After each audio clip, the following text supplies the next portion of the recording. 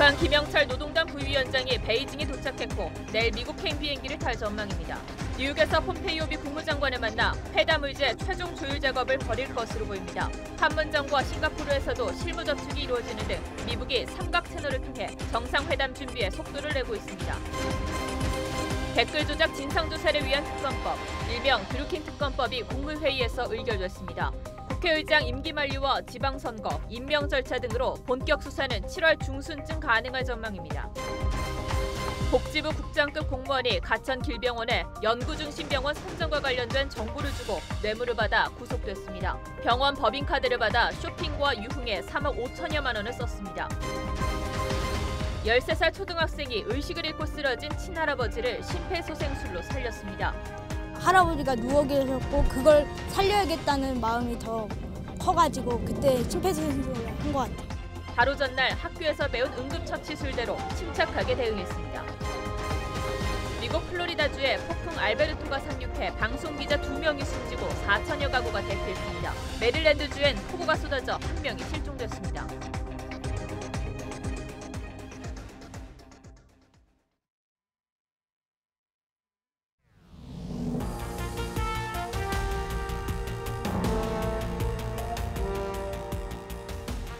여러분 안녕하십니까? 뉴스9의 신동욱입니다. 오늘 첫 뉴스는 우리 경제의 현주소를 짚어보는 걸로 시작하겠습니다. 며칠 전 우리 사회 소득 양극화가 갈수록 심해지고 있다는 통계치가 나왔는데 문재인 대통령이 오늘 이에 대해서 매우 아픈 지점이라고 속마음을 털어놨습니다.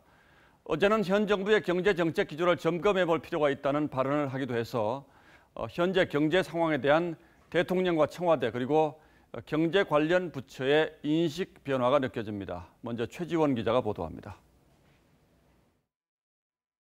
문재인 대통령이 경제부처 장관들과 청와대 참모들을 긴급 소집해 2시간 30분 동안 비공개 끝장 토론을 벌였습니다.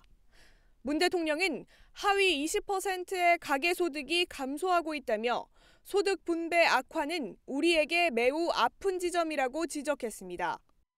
또 우리의 경제정책이 제대로 가고 있는지 허심탄회하게 대화해보고 싶다고 말했습니다. 일자리와 소득의 양극화 완화에 긍정적인 방향으로 가고 있는지에 대해 국민들의 공감을 얻어 나가는 것은 매우 중요한 일입니다. 통계청은 최근 1분기 소득 하위 20%의 가계소득이 지난해보다 8% 감소했다고 발표했습니다. 2003년 집계 이후 최악으로 일각에선 급격한 최저임금 인상에 따른 저소득층의 고용 타격을 원인으로 꼽습니다. 일부 장관들도 최저임금 인상 부작용을 우려했습니다. 하지만 청와대 참모진들은 인구구조 변화와 업종 구조조정 등이 더 문제라고 지적해 의견 충돌을 빚은 것으로 전해집니다. 소득주도 성장을 비판한 김광두 국민경제자문회의 부의장은 참석자 명단에서 빠졌습니다. 문 대통령은 소득주도 성장 정책의 실생활 구현에는 시간이 필요하다며 기조는 그대로 유지하되 보완책을 추진하라고 지시했습니다. TV조선 최지원입니다. 청와대의 이런 위기의식은 소득 양극화가 갈수록 심해지고 있기 때문입니다. 올 1분기 하위 20%의 소득이 역대 가장 큰 폭으로 하락했는데 저소득층의 소득을 자세히 들여다봤더니 의미 있는 대목이 또 하나 발견됐습니다.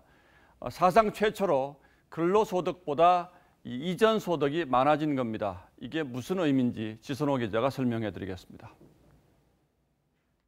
대개 근로소득이라고 하면 일을 해서 번 돈을 말하죠. 이게 근로소득입니다. 이전 소득은 일을 하지 않았는데 생긴 소득입니다. 정부가 저소득층에게 세금을 돌려주거나 실업급여를 주는 것 등이 여기에 포함됩니다. 부모와 자녀 간의 생활비와 용돈을 주는 것도 모두 이전 소득입니다. 올해 1분기 소득 하위 20%의 가구 소득을 조사해 봤더니 이전 소득이 59만 7천 원, 근로소득이 47만 2천 원으로 조사됐습니다. 이전 소득이 근로소득보다 많아진 건 통계를 만든 이후 최초입니다. 이전 소득은 작년보다도 무려 21.6%나 증가했습니다. 저소득층을 돕는 근로장려금이 가구당 최대 10%까지 증가를 했고요. 청년이나 신혼부부가 전세자금 대출을 받으면 이자를 지원해주는 제도 역시 확대됐습니다. 이에 반해 저소득층의 근로소득은 54만 5천 원에서 47만 2천 원으로 13.3%나 줄었습니다. 최저임금 인상으로 근로소득이 늘어날 줄 알았는데 반대 현상이 생긴 겁니다. 아르바이트 고용이나 임시직, 일용직 등 저소득층 일자리가 오히려 줄어든 탓이 큽니다.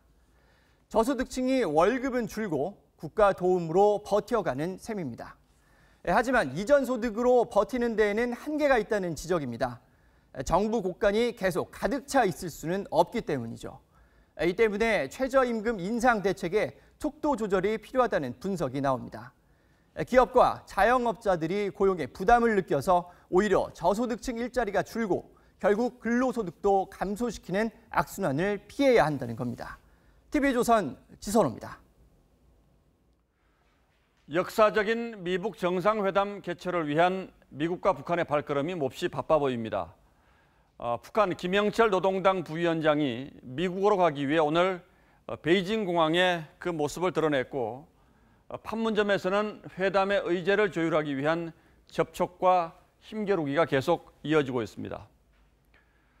그런가 하면 회담 장소인 싱가포르에서는 정상들이 어디에서 어떻게 만날 것인가, 그리고 의전은 어떻게 할 것인가를 협의하기 위한 접촉이 있었습니다. 지금부터는 이 세 곳에서 벌어지고 있는 일들을 하나하나 짚어볼 텐데, 먼저 미국으로 가는 김영철입니다. 유지연 기자가 보도합니다.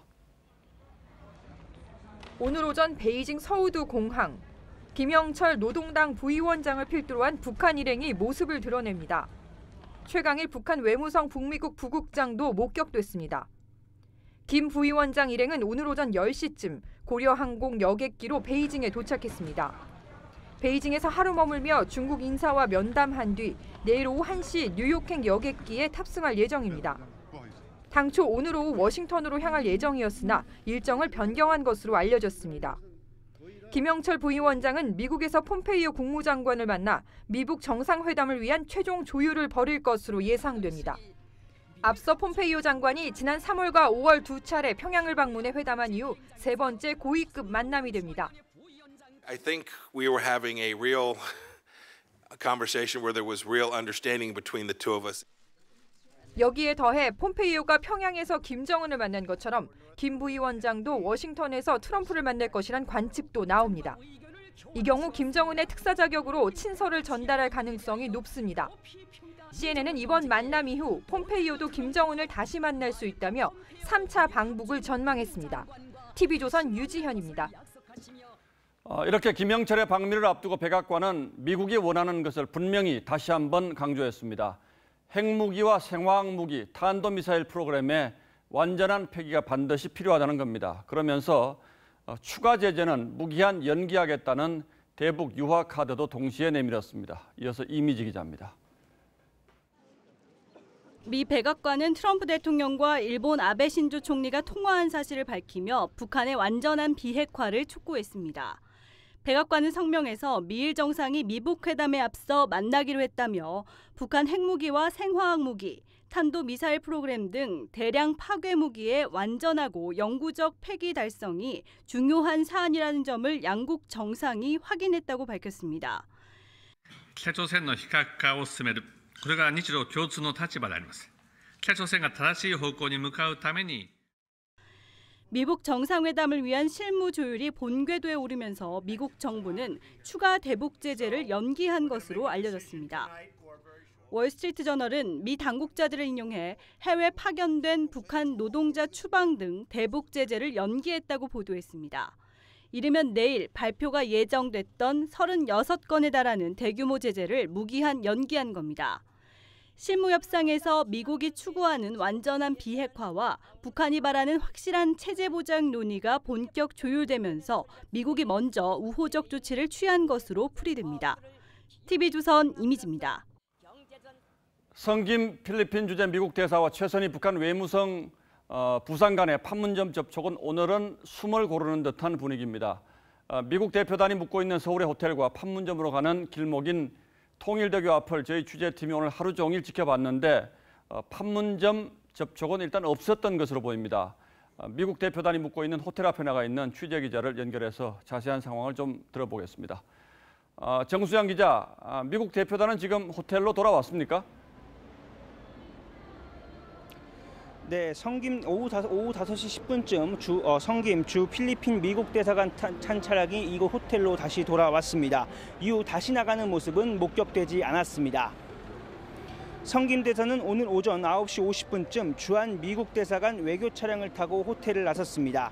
앨리슨 후커 백악관 국가안보회의 한반도 보좌관은 다른 차량을 타고 10여 분 앞서 호텔을 빠져나갔습니다. 하지만 이들을 태운 외교 차량은 오늘 통일대교에서 확인되지 않았습니다. 성김 대사의 차량은 점심 무렵 돌아왔다가 오후에 다시 나갔습니다. 판문점에 다녀오기엔 물리적으로 시간이 부족해 오늘 북한 측과의 협상은 없었던 것으로 보입니다. 미북 양측은 지난 27일 실무 협의를 마치면서 30일에 다시 만나 조율을 마무리하자고 한 것으로 알려졌습니다.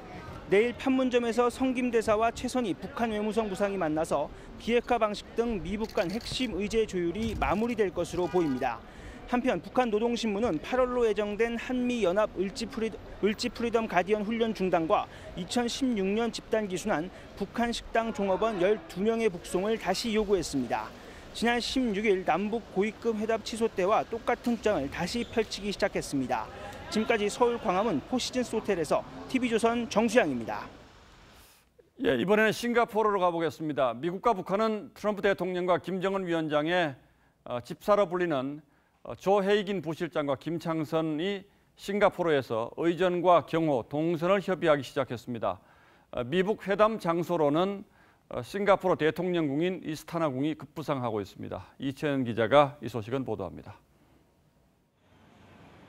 30명의 선발대를 이끄는 조 헤이긴 미국 백악관 부비서실장과 7명의 실무진을 대동한 김창선 북한 국무위원회 부장이 싱가포르에 도착해 의전 협의를 시작했습니다. 조 헤이긴 부비서실장은 아버지 부시 전 대통령의 경선 때 참모 역할을, 이후 개인 비서를 맡아 의전 분야의 베테랑입니다. 작년 9월부터는 트럼프 대통령의 일정 관리를 총괄해왔습니다. 김창선은 김씨 일가의 집사로 알려져 있습니다. 남북 정상회담 때는 정상들이 걷는 레드카펫에서 김영철과 김여정을 끌어낼 정도의 실세입니다. 미북 정상회담 장소로는 싱가포르 대통령궁인 이스타나궁이 떠오르고 있습니다. 주변 통제에 유리한 탓입니다. 북한은 경호 문제에 민감한 반응을 보여왔고 김정은 위원장이 북경이나 대련을 방문했을 때도 유사한 모습을 보였습니다. 따라서 일반 호텔보다는 경호 측면에서 유리한 대통령궁을 선호할 것으로 생각합니다. 실무 협의에는 싱가포르 정부 관계자도 참여하고 미국과 북한 각각의 숙소 문제를 조율할 것이라고 외교 소식통은 전했습니다. TV조선 이채연입니다. 합의가 이루어지더라도 북한의 비핵화까지는 15년이 걸릴 수 있다. 과거 여러 차례 북한 핵시설을 살펴본 적이 있는 미국의 저명한 핵물리학자 해커 박사가 뉴욕타임스와의 인터뷰에서 이렇게 전망했습니다. 왜 이렇게 긴 시간이 필요한지 고서정 기자가 해커 박사의 분석을 소개해드리겠습니다. 2004년부터 2010년까지 모두 4차례 북한 영변 핵시설을 방문한 지그프리드 해커 박사. 해커 박사는 뉴욕타임스와 인터뷰에서 북한 비핵화가 길게는 15년이 걸릴 수 있다고 전망했습니다. 해커 박사팀이 전망한 북한 비핵화는 모두 3단계. 1단계는 핵 프로그램의 군사적 산업적 활동의 중단으로 1년이 걸릴 것으로 예상했습니다.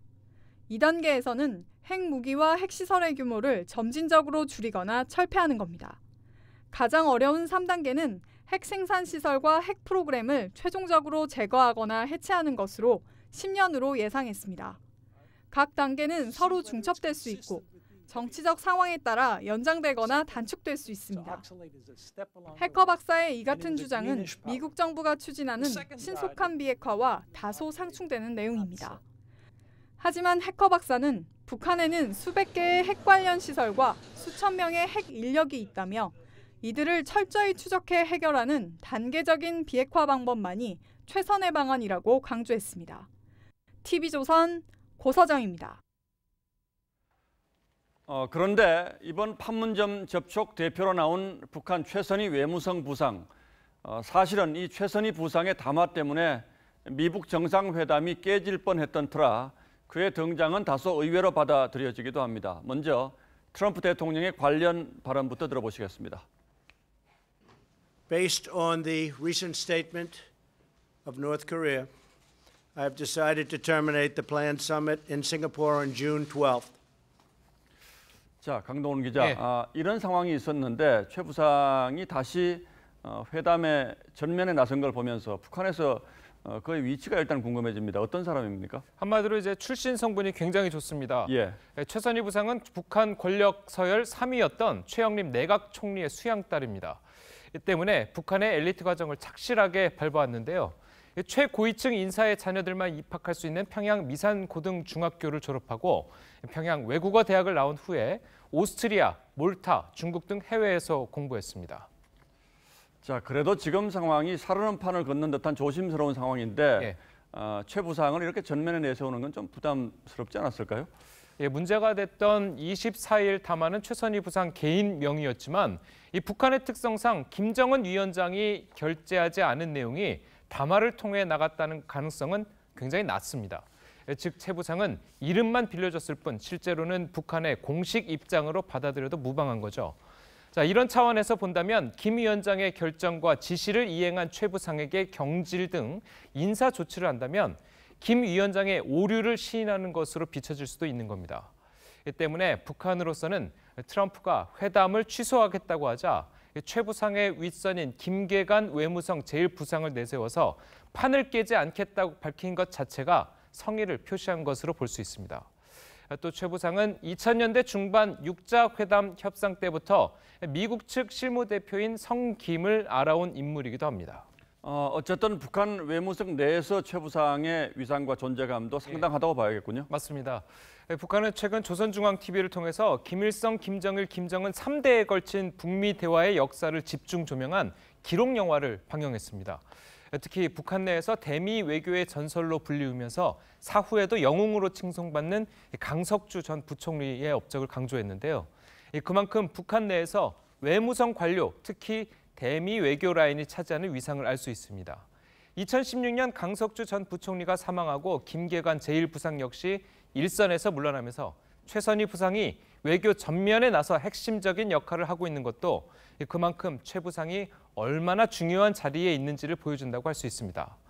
최 부상은 90년대부터 북한 핵 협상에 나섰는데요. 영어 구사 능력이 뛰어나고 배짱과 실력을 고루 갖췄다는 평입니다. 직접 한번 들어보시겠습니다.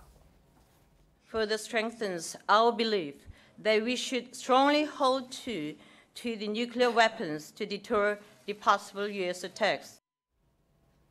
네, 최근엔 우리의 차관급인 부상으로 승진한 후에 이 미북 접촉 실무를 맡아왔고 김정은의 영어 통역도 담당하는 등 북한 외무성의 최고 실세로 자리 잡고 있습니다.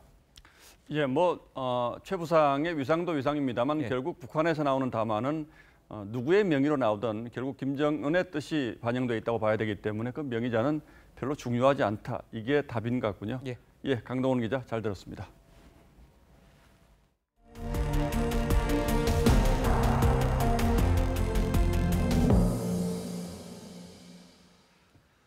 예, 이번 뉴스는 저희 뉴스9의 단독 보도입니다. 검찰이 오늘 원세훈 전 국정원장의 부인을 소환해서 고강도 조사를 벌였습니다. 지난 1월 남편인 원 전 원장의 국정원 특수활동비 유용 혐의와 관련해서 참고인으로 조사를 받은 적이 있는데 그때는 참고인이었습니다. 이번에는 피의자로 신분이 바뀐 것으로 확인됐습니다. 박경준 기자의 단독 보도입니다. 검찰이 국정원 자금 유용 혐의로 원세훈 전 국정원장의 자택을 압수수색한 건 지난 1월 19일. 압수수색을 마친 검찰은 원 전 원장의 부인 이모 씨를 불러 조사했습니다. 남편의 국정원 자금 유용 과정을 모를 리 없을 것이라 보고 참고인 신분으로 불렀지만 직접 유용 혐의에 관여했을 가능성도 배제하지 않았습니다. 1차 조사 뒤 130여일 만인 오늘 검찰이 원 전 원장 부인 이 씨를 피의자 신분으로 전원해 재소환했습니다. 원 전 원장 재임 시절 국정원 돈 10억 원을 도곡동 공관 인테리어 비용에 쓴 혐의와 원 전 원장의 자녀의 서울 강남 아파트 구입비로 수천만 원의 자금이 흘러들어간 정황 등을 집중 추궁한 것으로 전해집니다. 검찰은 이 과정에 이 씨가 깊숙이 연루됐을 가능성과 국정원 자금 유용 과정에 어떤 영향력을 행사했는지도 캐물은 것으로 알려졌습니다. 이 씨는 이에 대해 도곡동 공관은 이사 전 딱 한 번 가봤을 뿐 인테리어 관련 내용은 전혀 모르는 일이고 자녀들의 이사 대금 역시 예금 등 출처가 분명하다고 항변한 것으로 확인됐습니다. 부인까지 피의자로 전환되면서 원 전 원장 부부가 함께 법정에 서게 될 가능성도 배제할 수 없게 됐습니다. TV조선 박경준입니다. 오늘 국무회의에서 이른바 드루킹 특검 법안이 의결됨으로써 이제 이 사건의 진실은 특별검사의 손을 통해 가려지게 됐습니다. 이번 특별검사 법안은 검찰과 경찰의 늑장 수사 의지 부족 논란 속에 통과된 것이어서 과연 앞으로 얼마나 진실을 파헤칠 수 있을 것인지 국민적 관심이 집중되게 됐습니다. 오늘 통과된 특검 법안의 주요 내용을 장민성 기자가 보도해드리겠습니다. 드루킹 특검법이 국무회의를 통과했습니다. 민주당원 댓글 조작 사건이 언론을 통해 불거진 지 47일 만입니다. 여야 간 힘겨루기 속 진통을 거듭해온 드루킹 특검법은 국회의장 임기 마지막 날인 오늘 해외 출장 중인 이낙연 국무총리의 전자결재와 문재인 대통령의 재가로 속전속결로 공포됐습니다. 대통령이 사흘 이내에 야 3당의 후보자 추천을 요청하고 야 3당이 닷새 안에 대한변호사협회로부터 4명의 특검 후보를 추천받아 2명으로 압축하면 대통령의 임명으로 선임 절차가 마무리됩니다. 6.13 지방선거 이전엔 특검팀 윤곽이 그려질 것으로 보입니다. 특검팀 규모는 특검 1명과 특검보 3명, 파견검사 13명, 특별수사관 35명, 파견공무원 35명 이내로 꾸려질 예정입니다. 특검은 선임 절차가 마무리되는 대로 준비기간 20일을 거쳐 다음 달 말쯤 최장 90일간의 수사 대장정에 돌입할 것으로 보입니다. TV조선 장민성입니다. 드루킹이 주도한 경제공진화 모임 경공모는 회원이 4,500명에 달합니다. 그런데 경공모를 실질적으로 움직인 것은 이른바 7인 전략회의였고 여기에는 드루킹이 오사카 총영사로 추천했던 도두형 변호사, 대화명 아보카가 포함되어 있었던 것으로 알려졌습니다. 이 회의는 매주 수요일 열렸는데 경공모의 주요 활동 방침을 정했고 결정 내용은 등급별 회원 채팅방을 통해 고지됐습니다. 홍영재 기자가 단독 보도합니다. 경공모의 전략회의팀은 전문직 종사자 7인이 주축입니다. 변호사 4명, 세무사 1명, 종합병원 의사 1명, 증시 전문가 1명 등입니다. 드루킹과 측근 성원이 이 회의에 함께했습니다. 오사카 총영사로 추천됐다는 아보카 도두형 변호사가 초기 전략회의부터 참여한 최고 핵심 멤버이고 한때 드루킹의 변론을 맡았던 삶의 축제 윤평과 비파 장심건도 일원입니다. 드루킹과 공개 석상에서 모습을 드러내기도 했던 앵키도 대형 로펌 소속인 것으로 알려졌습니다. 종합병원 의사인 멤버는 상류층에 고급 정보를 전담했던 것으로 전해집니다.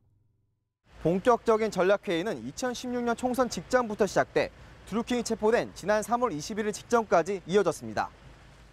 드루킹의 측근으로 김경수 후보 보좌관 한모 씨에게 500만 원을 건넨 성원도 이 무렵 전략회의에 합류한 것으로 파악됩니다. 공교롭게도 경공모가 댓글 조작에 힘을 쏟는 시기와 상당 부분 겹칩니다. 경공모 관계자는 전략회의는 경공모의 싱크탱크로 큰 의사결정이 이곳에서 이뤄졌고 최고 등급 대하반과 경공모 채팅 앱인 주주인 등의 결과가 가끔 공지됐다고 밝혔습니다. TV조선 홍경재입니다. 보건복지부 고위 공무원이 가천 길병원에 정부 추진 사업과 관련한 정보를 알려주고 그 대가로 뇌물을 받은 혐의로 구속되었습니다. 이 공무원은 아예 병원 법인카드를 받아서 마음껏 썼는데 쇼핑과 유흥에 쓴 돈이 3억 5천여만 원에 달합니다. 이유경 기자입니다. 가천 길병원은 지난 2013년 연구중심병원에 선정됐습니다. 이후 2개 국책과제를 수주해 연구용역비 50억 원을 타냈습니다. 그런데 연구중심병원 선정 뒤엔 병원과 보건복지부 고위 공무원의 정보 거래가 있었습니다. 복지부 허모국장은 길병원 이모 원장에게 정부 계획과 예산, 선정 병원 개수 등을 알려줬습니다. 그 대가로 골프와 향응 접대를 받았고 병원 법인카드까지 받았습니다. 이 사람이 진급해서 주무국장으로 오거나 다른 사업과 관련되기 때문에 그 사람하고 인간관계를 유지하기 위해서 카드를. 병원 법인카드 한도는 월 500만 원. 허 국장은 유흥업소나 마사지, 골프장과 명품 쇼핑, 국내외 호텔 등에서 카드를 펑펑 썼습니다. 카드 8장을 바꿔가며 4년여 동안 쓴 금액이 3억 5천여만 원에 달합니다. 허 국장은 경찰 조사에서 카드를 받은 사실을 인정했지만 인재를 추천해달라는 부탁을 받아 관련 비용을 썼다며 혐의를 부인하고 있습니다. 경찰은 뇌물을 받은 혐의로 복지부 국장을 지난 15일 구속하고 병원장과 비서실장을 뇌물 공여 혐의 등으로 입건했습니다. TV조선 이유경입니다. 60대 남성이 지나가던 고등학생에게 한때 의식을 잃을 정도로 폭행당한 사실이 드러났습니다. 지나가다가 어깨를 부딪혔다는 게 폭행 이유였습니다. 송무빈 기자입니다. 지난달 15일 밤 10시쯤 친구들 5명과 길을 걷던 고등학교 1학년 16살 A군과 63살 남성 B씨가 어깨를 부딪혔습니다. 서로 사과를 하라며 말다툼이 벌어졌고 A군은 주먹으로 B씨의 얼굴을 때렸습니다. 애들이 몰려 있으니까 혹시라고 이렇게 봤는데 보고서는 그냥 지들끼리 막 웃으면서 해보자고 이런 식으로 해볼까 이렇게 얘기를 하길래 B씨는 그대로 바닥에 쓰러져 의식을 잃었고 근처 대학병원으로 옮겨져 15일 동안 치료를 받았습니다.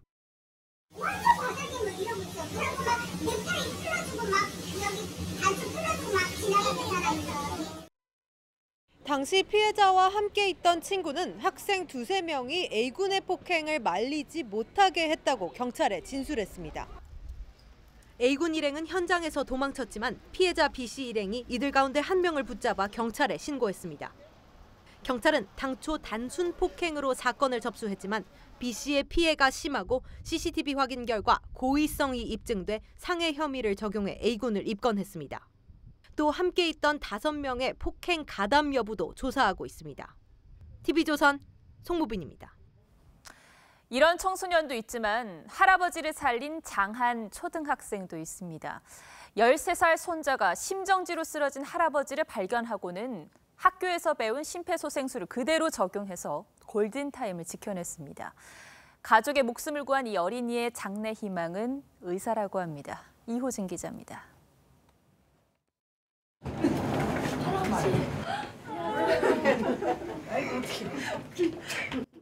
병실에서 만난 할아버지와 손자. 서로를 끌어안은 채 눈시울을 붉힙니다. 76살 권만웅 씨가 심정지를 일으켰을 때 12살 권준원 군이 심폐소생술을 해 의식을 되찾았습니다. 참 장하지, 깔끔하게. 걔가 참 장하다고 표본만 해주고 실천은 못하고. 권 할아버지는 석가탄신일인 지난 22일 아침 9시쯤 충남 태안군의 집 마당에서 갑자기 쓰러졌습니다. 마침 할아버지 댁에 놀러 왔던 권 군이 달려왔습니다. 할아버지가 누워 계셨고 그걸 살려야겠다는 마음이 더 커가지고 그때 심폐소생술을 한 것 같아요. 권 군은 하루 전 학교에서 배운 심폐소생술을 떠올리며 할아버지의 가슴을 누르기 시작했습니다. 할아버지는 119 구급대가 도착하기 전에 호흡을 되찾았습니다. 의식이 없고 또 맥박이 약한 상태였는데 아마 현장에서 그 적절한 심폐소생술을 함으로 인해 가지고 환자가 회복될 수 있지 않았나. 장래 희망이 의사인 권준원 군. 손자가 지켜낸 골든타임이 소중한 가족의 생명을 지켰습니다. TV조선 이호진입니다. 이번에도 착한 뉴스입니다. 얼마 전 일부러 교통사고를 내서 의식 잃은 운전자를 구하고 대형 사고를 막았던 일 기억하시는지요? 오늘 경남 함안의 고속도로에서도 똑같은 고의사고 의인이 나타났습니다. 이성진 기자가 취재했습니다. 경남 함안군의 중부 내륙 고속도로입니다. 트럭이 중앙 분리대를 긁으며 달립니다. 차선을 가로질러 반대쪽 가드레일을 받으며 300m 가까이 돌진했습니다. 지나던 운전자가 트럭을 앞지르더니 앞을 가로막고 일부러 추돌 사고를 내 트럭을 멈춰 세웁니다. 포터 차주분 계세요. 운전석에서 이제 간질 비슷하게 경련을 일으키시면서 의식이 좀 없으셨던 상태였고요. 오늘 아침 10시 10분쯤 트럭을 몰던 44살 이모 씨가 뇌전증 증세로 의식을 잃었습니다. 지나던 44살 박세훈 씨가 자신의 승용차로 트럭을 막았습니다. 사고 트럭은 시속 100km 가까이 빠르게 달리고 있어 대형 사고로 이어질 뻔했습니다. 쾅 부딪히고 제 차가 튕겨 나가고 저는 솔직히 겁이 났어요. 왜냐하면 차가 밖으로 밀리면 제가 큰 사고 나니까 고속도로에서. 트럭을 세운 박 씨는 이 씨의 팔, 다리를 주무르며 응급처치를 했습니다. 이 씨는 무사히 병원 치료를 마친 것으로 전해졌습니다. 경남경찰청은 박 씨에게 표창장을 수여할 계획입니다. TV조선 이성진입니다. 폭언과 폭행 의혹을 받고 있는 한진그룹 조양호 회장의 부인 이명희 씨가 15시간의 경찰 조사를 받고 귀가했습니다. 한진 총수 일가는 이뿐 아니라 횡령, 배임, 밀수, 관세 포탈 혐의 등으로 전방위 수사를 받고 있죠. 막내딸이 던진 물컵이 이제 걷잡을 수 없는 폭풍으로 돌아오고 있는데요. 포커스에서 들여다봅니다. 직원들에게 폭언과 폭행을 한 혐의로 경찰에 출석한 한진그룹 조양호 회장의 아내 이명희 이루재단 이사장. 상습적으로 폭행한 사실 있나요? 무리를 일으켜 죄송하게 생각합니다. 들릴 듯 말 듯한 목소리로 죄송하다는 말만 7번. 이때와는 전혀 다릅니다.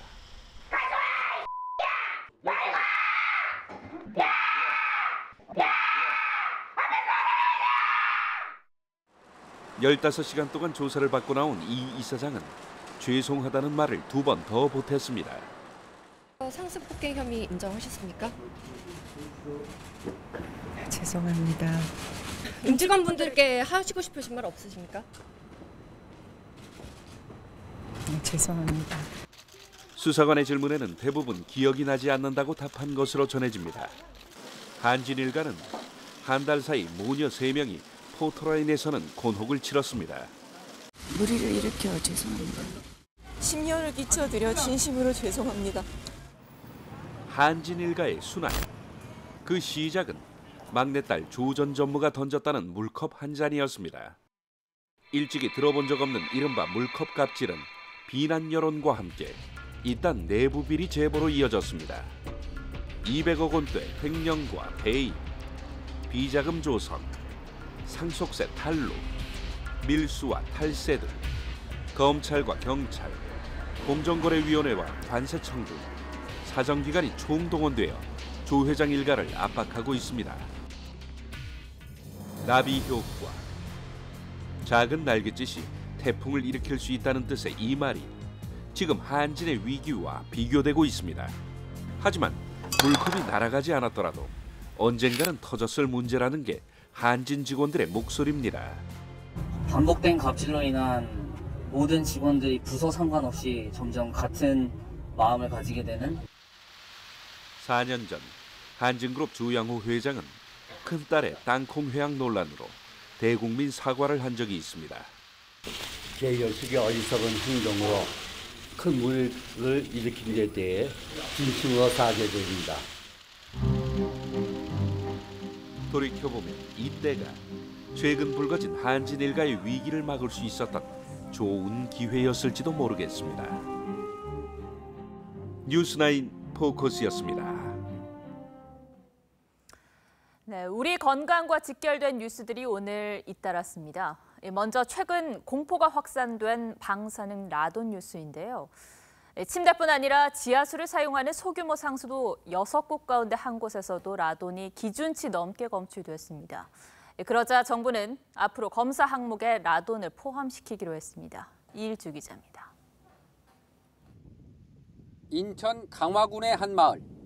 생활용수로 쓰는 지하수에서 최근 암을 유발하는 라돈이 위해한 수준으로 나왔지만 주민들은 위험성을 잘 모릅니다. 물은 좋아. 거기 산에 거기서 지하수 나오는 거라. 세종시의 이 소규모 상수도에서도 라돈이 미국 환경청이 권고하는 기준치인 리터당 148 베크렐 이상 나왔습니다. 환경부가 최근 10년간 지하수를 사용하는 소규모 상수도 시설 4,700여 곳을 조사한 결과 6곳 중 1개꼴로 라돈이 기준치 이상 나왔습니다. 지하수에 있는 라돈이 공기 중으로 나와가지고 코로 들어가서 폐에 안 좋은 영향을 미쳤습니다. 기준치를 초과하는 곳에는 우선 라돈 저감 장치를 달았습니다. 하지만 지금까지 조사를 하지 않은 농어촌 지역 소규모 상수도 시설은 11,000여 곳에 이릅니다. 환경부는 오는 7월부터 수돗물 수질 검사 때 라돈 측정을 의무화하기로 했습니다. 소규모 수시설과 정수장에 대해서 매년 2회 이상 수질 검사를 실시하게 됩니다. 또 위해성 평가를 통해 2021년까지 국내 라돈 수질 기준을 만들기로 했습니다. TV조선 이일주입니다. 또 우리가 흔히 사용하는 그릇도 주의가 필요합니다. 튼튼하고 관리가 편해서 식당이나 아이들 그릇으로 자주 쓰는 이 멜라민 식기인데요. 가열되고 훼손되면 발암 물질이 나올 수 있다고 합니다. 윤혜운 기자가 보도합니다. 보글보글 끓는 찌개 옆에 그을린 식기.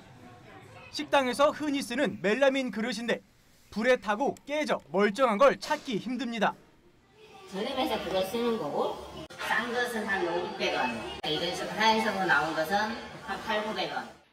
멜라민과 포름알데히드를 합성한 멜라민 수지는 잘 타거나 깨지지 않지만 일단 훼손되면 발암물질인 포름알데히드나 멜라민이 나올 수 있습니다.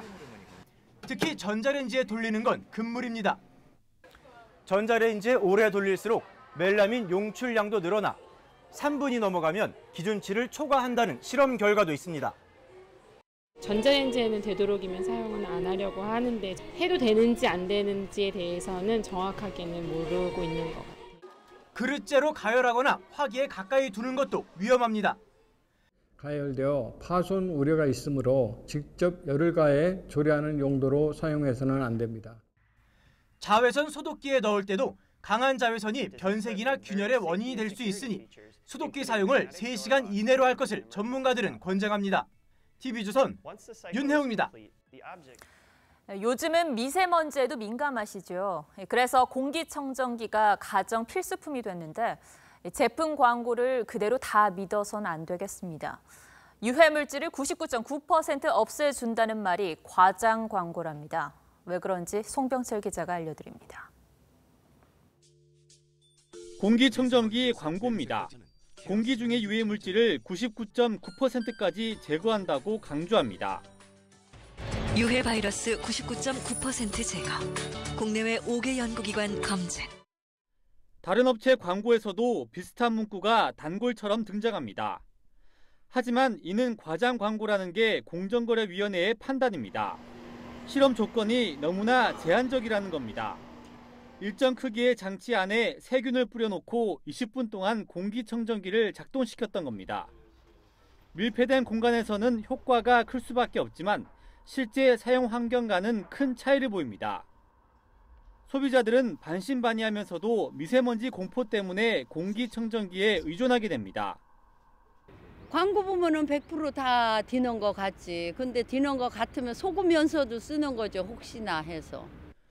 공정위는 실험 조건이 타당하지 않고 소비자의 오해를 부를 수 있다면서 이런 광고에 제동을 걸었습니다. 제한사항을 구체적으로 알리지 아니한 광고는 제품의 실제 성능을 오인시킬 우려가 있다고 판단했습니다. 공정위는 코웨이와 삼성, 위닉스, 청원아이스 등 7개 업체에 과징금 15억여 원을 부과하고 유사한 형식의 광고까지 금지시켰습니다. TV조선 송병철입니다. 서울시장 선거전이 서서히 달아오르고 있습니다. 박원순 민주당 서울시장 후보는 구청장 유세까지 도우며 서울 25개 구청장을 모두 당선시키겠다고 큰 소리를 쳤습니다. 자유한국당 김문수, 바른미래당 안철수 후보는 지난 7년 동안 박 시장은 시장이 아닌 시민단체 대표였다며 공세를 박원순 후보에 집중했습니다. 조덕현 기자가 취재했습니다. 서울 싹쓸이를 노리는 박원순 더불어민주당 서울시장 후보는 선거운동도 민주당 서울구청장 후보들을 찾아 지원 사격하는 형태로 진행합니다. 아전사령관을 제가 자임을 했습니다. 그래서 25개 서울시 자치구의 구청장, 시의원, 구의원 모두 당선시키고 4년 전 선거 때는 당과 거리를 두고 배낭 하나만 둘러맨 나홀로 유세를 했던 것과 달라진 모습입니다. 김문수 자유한국당 서울시장 후보는 박 시장은 지난 7년 동안 서울을 퇴보시켰다고 날을 세웠습니다. 다니면서 체감하는 거라든지 여러 가지를 볼 때는 지금 박원순 시장 7년도 지겨운데 11년 계속 할 것이다. 이렇게 생각하는 시민은 저는 만난 적이 없습니다. 안철수 바른미래당 서울시장 후보는 서울시 공무원들이 시청 6층을 시민단체 외인 부대라 부른다며 7년 동안 시민단체 대표였다고 비판했습니다. 잘못된 부분의 대표적인 것이 소위 6층 외인 부대입니다. 제가 시장이 되면 6층부터 정리하겠습니다. 김문수 후보는 가능성 제로란 건 정치에서 쓰지 않는다. 안철수 후보도 한 후보에게 많은 지지가 모이면 다른 후보가 양보할 수 있다며 각각 단일화 여지를 남겼습니다. 하지만 인위적 단일화는 두 사람 모두 있을 수 없다고 했습니다. TV조선 조덕현입니다. 한화 대전 공장에서 폭발 사고가 났습니다. 근로자 2명이 숨지고 7명이 다쳤습니다. 이 공장은 무기를 만드는 군수 공장입니다. 차정승 기자입니다. 공장 건물이 부서져 한쪽에 구멍이 뚫렸습니다. 벽이 부서지고 검게 그을렸습니다. 오늘 낮 4시 20분쯤 대전 유성구에 있는 한화 대전 공장에서 폭발 사고가 났습니다. 폭발로 불이 났지만 10여 분 만에 꺼졌습니다. 현장에 있던 33살 김모 씨 등 근로자 2명이 숨졌습니다. 또 다른 근로자 7명도 크고 작은 화상을 입었습니다. 그 화상이라는 것은 아시겠지만 쇼크가 올 수 있는 확률이 많잖아요. 폭발 사고가 난 한화 대전 공장은 무기를 만드는 군수 공장으로 국가 보안 시설입니다. 로켓 추진체에 들어가는 고체 연료를 넣다가 사고가 난 것으로 전해졌습니다. 연료를 주입하는 과정 중에서 발생했대요. 정확한 그 내용이나 원료에 대해서는 사실 제가 비밀이기 때문에. 공장 건물은 사고에 대비해 철골 경량 구조물을 사용하고 폭발력이 분산되도록 설계된 것으로 알려졌습니다. 경찰은 내일 국가수와 함께 현장 합동 감식을 할 예정입니다. TV조선 차정승입니다. 미국 플로리다주에 폭풍 알베르토가 상륙해 현장을 취재하던 기자 2명이 숨졌습니다. 메릴랜드주에서는 폭우로 홍수가 나면서 1명이 실종됐습니다. 김지수 기자가 보도합니다. 강한 바람에 물줄기가 회오리 치더니 물건을 하늘로 날려버립니다. 열대성 폭풍 알베르토가 미국 플로리다에 상륙했습니다. 최대 풍속이 시속 72km에 달하는 상황. Very windy. It's kind of scary. The undertow appears to be real bad. I'm not letting her get in really over her shins or. 노스캐롤라이나에서 방송기자 2명이 나무에 깔려 숨졌고 플로리다에선 4천여 가구가 대피했습니다. 알베르토는 열대성 저기압으로 약화됐지만 300mm 넘는 비를 뿌릴 것으로 예상됩니다. 앞서 메릴랜드에선 기록적인 폭우로 홍수가 났습니다. 흙탕물이 휩쓸고 지나간 도시 곳곳엔 차량이 뒤집혀 있고 각종 잔해가 뒤엉켜 있습니다. Last night was a horrific event. The amount of rain that fell in such a short period of time. 아열대성 폭풍의 영향으로 3시간 동안 330mm 넘는 비가 쏟아진 겁니다. 범람한 강물에 차량이 둥둥 떠내려갔고 일부 지역 수위가 건물 5층 높이에 이른 것으로 알려졌습니다. 주 당국은 실종자 1명 수색에 나서는 등 피해 수습에 주력하고 있습니다. TV조선 김지수입니다. 어제 북중미의 강호 온두라스와의 평가전은 국가대표 데뷔전을 치른 이승우와 문선민을 위한 무대였습니다. 이 두 선수의 활약으로 최종 엔트리 경쟁이 더 뜨거워졌습니다. 박상준 기자가 보도합니다. 이승우가 빠른 방향 전환으로 상대 수비 둘을 단번에 제칩니다. 비록 골로 연결되진 못했지만 번뜩이는 움직임은 여전히 위력적이었습니다. 공을 빼앗은 뒤 손흥민에게 내준 한 박자 빠른 이 패스는 상대 수비수를 뚫고 골까지 연결됐습니다. A매치 데뷔전에서 첫 도움을 기록하며 대표팀의 미래를 밝혔습니다. A대표팀에 태극마크를 달고 뛰어보고 싶었던 게 제 축구하면서 가장 큰 동기부여이기도 하고 그 꿈을 이룬 것 같아서 너무 행복하고 20세 이하 축구대표팀부터 이승우를 지켜봐왔던 신태용 감독은 칭찬을 아끼지 않았습니다. 제가 원하는 플레이에 있어서 송구가 많이 캐치해서 그런 것을 제 머리 안에 갖고 있는 생각을 이미 알고 있는 것 같아요. 무명에 가까웠던 신예 문선민도 A매치 데뷔골로 팬들에게 강한 인상을 심어줬습니다. 침착하게 수비수 한 명을 제치고 골키퍼까지 꿰뚫는 감각적인 골로 러시아 탑승에 한 발 더 다가섰습니다. K리그 인천에서 6골로 국내 선수 득점 랭킹 선두를 달리고 있는 문선민은 탁월한 개인기와 악착 같은 투지로 대표팀의 활기를 불어넣었습니다. 부상악재로 흔들렸던 대표팀도 신예들의 활약으로 분위기 반전에 성공, 더 치열한 생존 경쟁을 펼치게 됐습니다. TV조선 박상준입니다.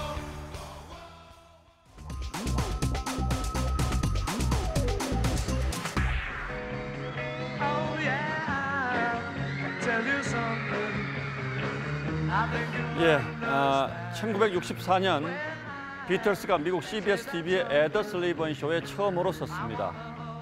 7천만 시청자들은 객석을 가득 메운 소녀들이 이렇게 내내 괴성을 지르면서 울부짖는 모습에 큰 충격을 받았다고 합니다. 미국 언론은 비틀스의 이날 역사적 미국 진출을 영국의 침공이라고 불렀습니다.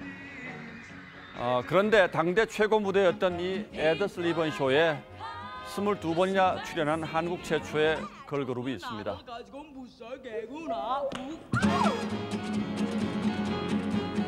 예, 목포의 눈물을 부른 이난영의 두 딸과 조카가 결성한 김시스터즈였습니다.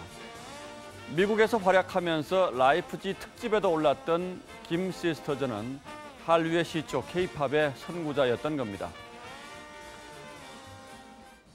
그로부터 반세기가 지나서 방탄소년단이 세계 모든 대중음악인의 꿈, 미국 빌보드 앨범 순위 1위에 올랐습니다.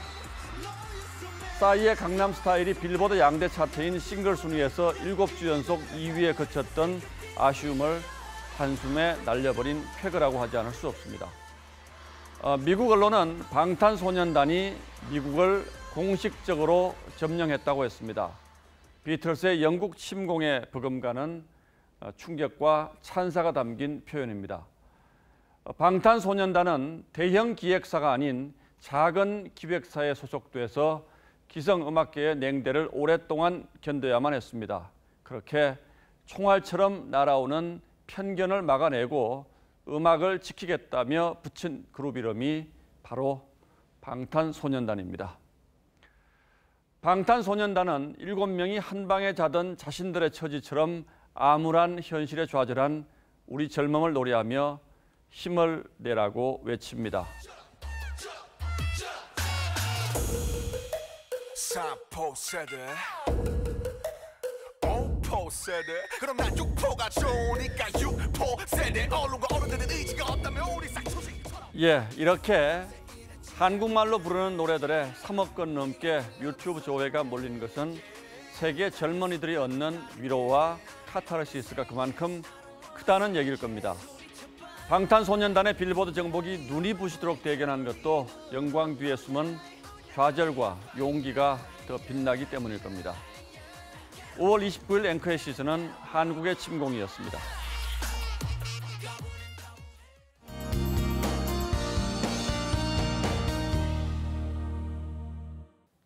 네, 날짜상으로는 봄이 이틀 남아서인지 날씨도 여름에 한 걸음 더 다가가고 있습니다. 내일까지는 중부지방 25도 내외를 보이다가 모레는 28~9도 선까지 올라 여름 더위가 이어질 전망입니다.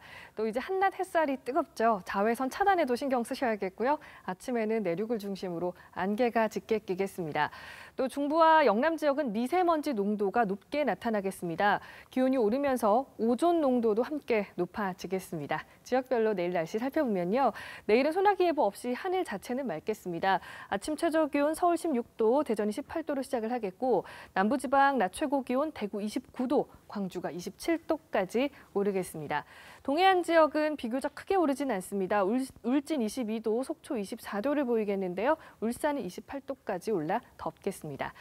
당분간 큰 비 예보는 없습니다. 모레부터는 서울의 낮 기온이 27도, 또 금요일에는 29도까지 올라 덥다는 점 참고하시기 바랍니다. 날씨였습니다. 예, 화요일 뉴스나인은 여기서 모두 마치겠습니다. 시청해 주셔서 고맙습니다.